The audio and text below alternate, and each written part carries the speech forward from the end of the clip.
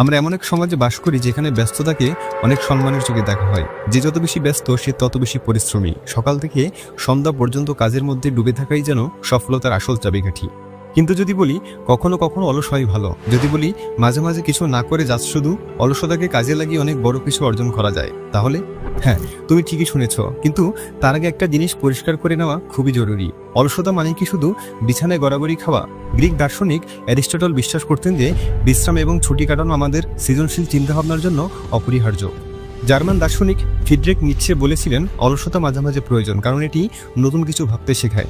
অনেক বিখ্যাত লেখক, চিত্রশিল্পী এবং বিজ্ঞানী অলসতার মধ্যে দিয়ে তাদের সেরা চিন্তাগুলো খুঁজে পেয়েছিলেন। আইনস্টাইনের আপেক্ষিক তত্ত্ব নাকি তখন এসেছিল যখন তিনি অলসতার সাথে আকাশের দিকে তাকিয়ে কিছু একটা ভাবতেছিলেন। নিউটন মাধ্যাকর্ষণ শক্তির আবিষ্কার করেছিলেন আপেল গাছের নিচে হেলান দিয়ে বসে থাকা অবস্থায়। আবার লেখিকা জেকে রাউলিং হ্যারি পটারের গল্পটি কল্পনা করেছিলেন ট্রেনে জানলার পাশে বসে বাইরের দিকে তাকিয়ে থাকা অবস্থায়। তবে আবার এটা ভেবো না যে অলসতার মাধ্যমে তুমি লাইফে সাকসেসফুল হবে, বরং আমি তোমাকে এটা বোঝাতে চাচ্ছি যে বিশ্রামে থাকাকালীন তোমার মাথায় এমন কিছু চিন্তাভাবনাও ধারণার জন্ম নেবে যেগুলোর মাধ্যমে তুমি তোমার সফলতার পথ খুঁজে পাবে।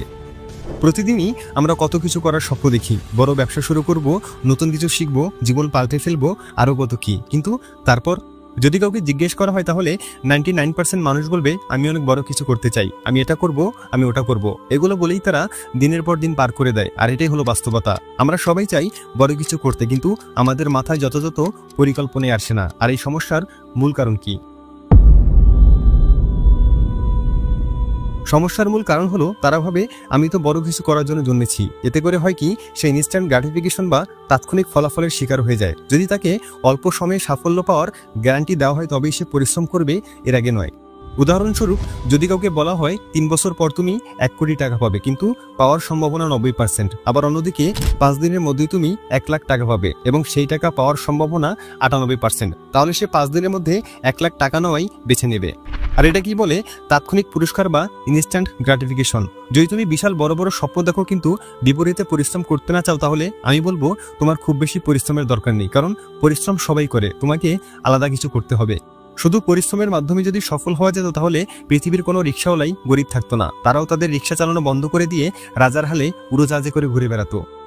আমরা প্রায় শুনি পরিশ্রমের কোনো বিকল্প নেই, কিন্তু বাস্তবতা বলছে কেবল কঠোর পরিশ্রম করলেই সফল হওয়া সম্ভব নয়। সঠিক পরিকল্পনা স্মার্ট ওয়ার্কই মানুষকে সাফল্যের পথে এগিয়ে নেয়। উদাহরণ হিসেবে ধরা যাক 2 জন শিক্ষার্থীর কথা। তারা হলো মাহির ও সাদিয়া। মাহির পরীক্ষার আগে টেক্সট বুকের প্রতিটি লাইন মুখস্থ করতে ব্যস্ত, অন্যদিকে সাদিয়া গুরুত্বপূর্ণ অধ্যায়গুলো চিহ্নিত করে সেগুলোর নোট বানিয়ে এবং চার্ট ব্যবহার করে সহজ উপায়ে পড়াশোনা করে। শেষ পর্যন্ত পরীক্ষার রেজাল্টে দেখা গেল মাহিরের তুলনায় সাদিয়াই ভালো ফলাফল করেছে, কারণ সে কেবল পরিশ্রম নয় বরং স্মার্ট ওয়ার্ক করেছে। একবার স্টিভ জবসের জীবনের দিকে তাকাও। তিনি হলেন বিশ্ববিখ্যাত কোম্পানি অ্যাপেলের প্রতিষ্ঠাতা, কিন্তু তিনি কি সারাদিন কম্পিউটারের সামনে বসে কোড লিখছেন? না, বরং তিনি সঠিক ট্যালেন্টেড ব্যক্তিগুলোকে খুঁজে এনে তাদের দক্ষতাকে কাজে লাগিয়ে বিশ্বকে অবাক করে দিয়েছেন।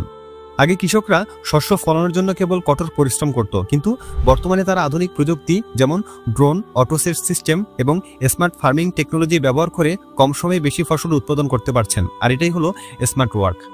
স্কেটবোর্ডার রনি মুলেন প্রতি সপ্তাহে তার গ্যারেজে একদিন নতুন কৌশল শেখার চেষ্টা করতেন। লোকেরা বলতো স্কেটবোর্ডিং আর নতুন কিছু শেখার নেই, কিন্তু সে থেমে না থেকে ফিজিক্স শিখলো, এরপর ব্যালেন্স ও কোণের ধারণা বুঝলো এবং কিক ফ্লিপ নামক নতুন স্কেটবোর্ডিং স্ট্যান্ড আবিষ্কার করে ফেললো। আমরা যদি একটু ধৈর্য ধরে শিখি এবং প্রতিদিন নিজেকে কিছুটা সময় দিই তাহলে আমাদের দ্বারা সবই সম্ভব। Yes, we can do anything. তাই প্রতি সপ্তাহে নিজের ক্রিয়েটিভিটির পিছনে 20% সময় দাও। দিনের হিসেবে যা প্রায় 18 মিনিট। হ্যাঁ, শুধুমাত্র 18 মিনিট। এই 18 মিনিট যদি তুমি নতুন কিছু শেখার বা করার জন্য ব্যয় করো তাহলে তুমি বাকি 98% মানুষের চেয়ে এগিয়ে থাকবে।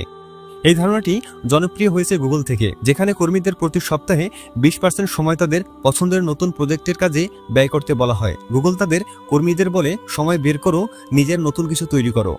আজ আমরা প্রায় প্রতিদিনই জিমেল ব্যবহার করি, কিন্তু জানলে অবাক হবে এই বিপ্লবী ইমেল সার্ভিস তৈরি হয়েছিল গুগলের বিখ্যাত 20% টাইম নীতির কারণে।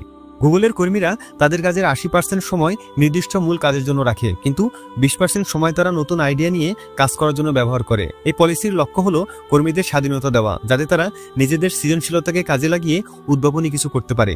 গুগলের অনেক সফল পণ্য Gmail, Google maps, Google news, AdSense এই 20% টাইম ম্যানেজমেন্টের ফলাফল।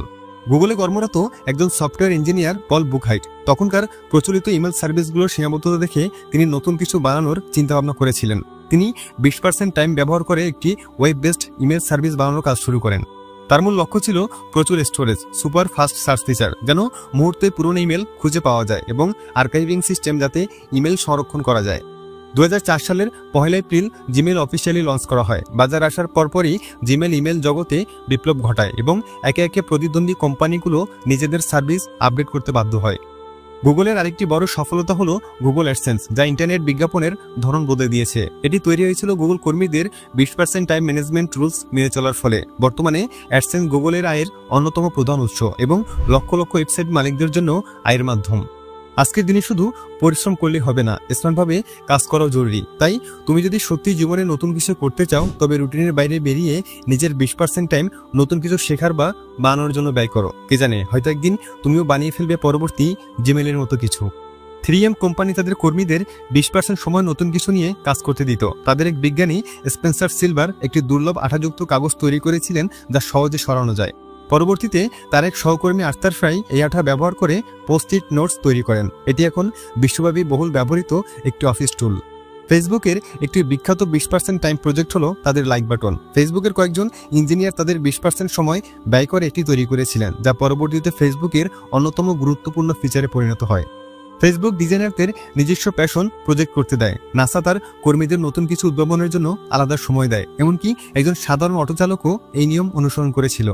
সে প্রতিদিন পডকাস্ট শুনতো, নতুন কিছু শিখতো। একদিন তার মাথায় আইডিয়া এলো অটোতে ফ্রি ওয়াইফাই আর মোবাইল চার্জিং স্টেশন রাখলে কেমন হয়, যার ফলাফল তার অটোতে যাত্রীদের ভিড় লেগে গেল।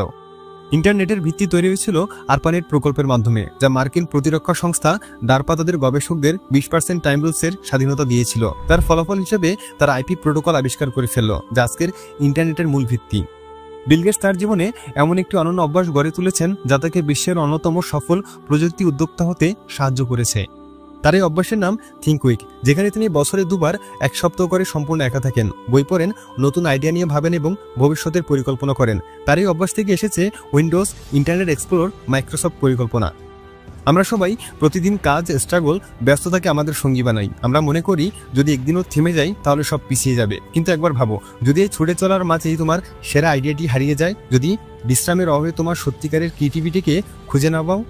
তাই আমি তোমাদের বলবো বিশ্রামের কথা। একটি ছোট্ট বিরতি তোমার জীবন বদলে দিতে পারে, তোমাকে নতুন কিছু ভাবতে সাহায্য করতে পারে। আলবার্ট আইনস্টাইন বলেছিলেন, যখন আমি কিছু বুঝতে পারতাম না তখন হালকা ঘুমিয়ে নিতাম, আর সেখান থেকেই সমাধান বেরিয়ে আসতো।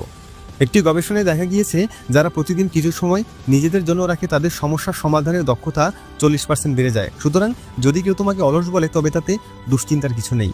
হয়তো তোমার এই বিশ্রামের ফলেই কোনো এক অসাধারণ আইডিয়া জন্ম হয়ে গেল। তাই মাঝে মাঝে অলস হওয়াই বুদ্ধিমানের কাজ। মাঝে মাঝে একা থাকাও তোমার জন্য বেনিফিট বয়ে আনবে। আজকের মতো এখানেই বিদায় নিচ্ছি। দেখা হচ্ছে পরবর্তী ভিডিওতে। ভালো লাগলে একটা লাইক করতে পারো।